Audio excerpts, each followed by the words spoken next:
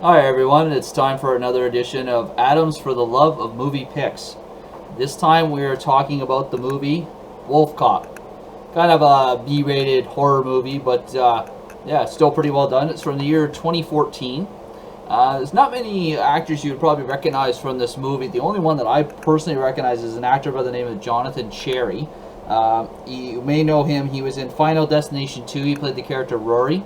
He was also in the movie Goon. He plays the goalie. So that's probably about the only ones you might recognize from that. The rest of them are, they do a good job of the characters they play, but definitely not names I recognize from before. So, yeah. So Wolf Cop, premise of Wolf Cop, basically is this kind of alcoholic, loser, washed-up sergeant of a cop in a small town called Woodhaven. Basically ends up being becomes a werewolf, basically a werewolf cop. It's quite an interesting storyline. It's definitely unique, not something that I've personally ever seen before. And it's just, yeah, it leads to all kinds of silly stuff. So basically the movie starts out, you see this cop, and he's not very good. You can tell obviously he's an alcoholic. He's not good at being a cop. He's not really good at anything. It starts off, there's lots of cases of local missing animals. It also, the town is, basically crime is rampant in the town. It's overrun. The local law enforcement doesn't know what to do. And one of the things is his name's Lou, Sergeant Lou, is sent to investigate noise complaints out in the woods. Basically what he thinks it is and what it really is a bunch of kids partying in the woods. And as he's going to investigate this, he's attacked by what initially you think are Satanists, who are what transform him into the wolf cop. Basically, at the beginning, he doesn't initially transform into the werewolf. All his senses are heightened, like his hearing, his sense of smell, his sight, everything's heightened. So it kind of makes him a good cop in a way. Yeah, and initially, because he doesn't know what's happening to him, he gets help from a local conspiracy theorist and nut by the name of Willie. Willie is who Jonathan Cherry plays, the actor that I'd mentioned. He's also the local gun store owner.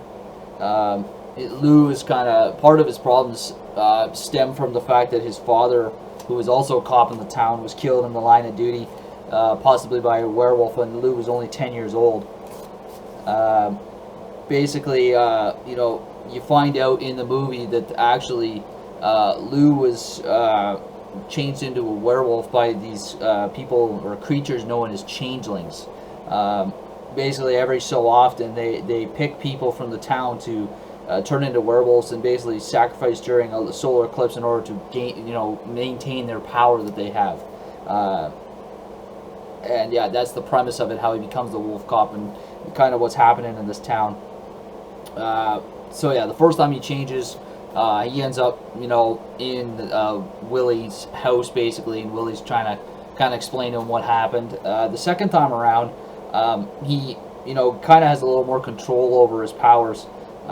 So he uses his new powers to break up an armed robbery. And I gotta say, you think the premise of a werewolf cop might not be very good in any setting of a movie, but I gotta say they do it pretty good. It makes him pretty badass. I mean, he's got the super strength on top of all his heightened senses. And I mean, it's funny enough, you wouldn't even think you need it, but being a cop, he uses his gun as well. So you got a werewolf cop with all these powers and also has a gun. It's pretty badass. Yeah, and at that point in the movie, there's some genuine humor that starts to take place. It starts to get pretty funny, and there's some dark humor in it as well. So yeah, it really starts to get going at that point in the movie.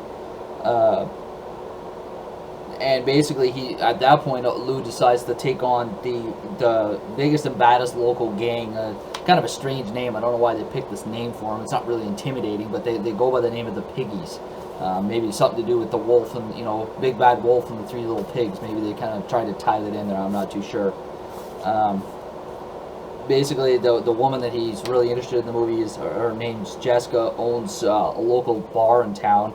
And towards the end reveals a big secret to Lou. I'm not going to get into too much. I don't want to give it away in case you're interested in the movie. Also, you find out that Willie, who seems like his friend, is not all he claims and seems to be. Again, I'm not going to get into too much because I don't want to give too much away.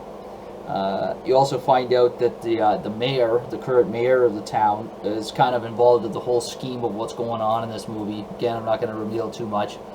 And we also learn a secret about the piggies and the chief of police that are kind of tied together. Again, I won't say too much, but yeah, it's kind of a neat plot twist at the end that you really don't see coming. So yeah, great ending to the movie. Lots of action.